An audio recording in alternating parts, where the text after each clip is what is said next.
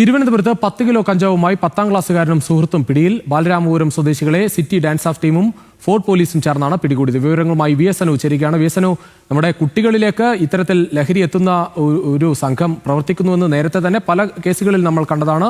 ഇവിടെയും സമാനമായി സ്കൂൾ കുട്ടികളിലേക്കാണ് ഈ കഞ്ചാവ് എത്തുന്നത്. സ്കൂൾ കുട്ടികളിലെ ലഹരി ഉപയോഗം അടക്കം ശക്തമായി തടയുന്നതിന് വേണ്ടി സംസ്ഥാന സർക്കാർ, പ്രത്യേകിച്ച് ആഭ്യന്തരമന്ത്രിയായി പുതുതായി ചുമതല ഏറ്റെടുത്ത രമേശ് ചെന്നിത്തല പ്രഖ്യാപിച്ച ഓപ്പറേഷൻ തുഫാൻ ഇന്ന് തുടങ്ങാൻ വേണ്ടി പോവുകയാണ്. ആ തുടങ്ങുന്ന ദിവസം തന്നെയാണ് തലസ്ഥാനത്തെ ഒരു 10ാം ക്ലാസ്സിൽ പഠിക്കുന്ന ഒരു വിദ്യാർത്ഥിയുടെ അയാളുടെ സുഹൃത്തിൽ നിന്നും 10 കിലോ കഞ്ചാവ് പോലീസ് പിടികൂടിയിരിക്കുന്നത്.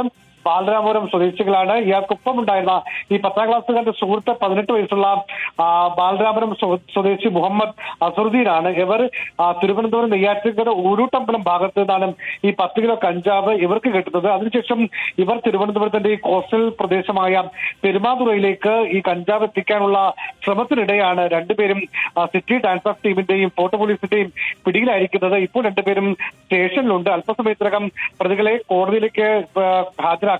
ഈ 10ാം ക്ലാസ്സുകാരനെ ജൂലൈയിൽ ജയിലിലേക്ക് വിടാനാണ് സാധ്യത. റിമാൻഡ് ചെയ്ത് മറ്റേയാളെ സ്വാഭാവികമായി സാധാരണ ജയിലിലേക്ക് വിടുകയും ചെയ്യും. ശരി.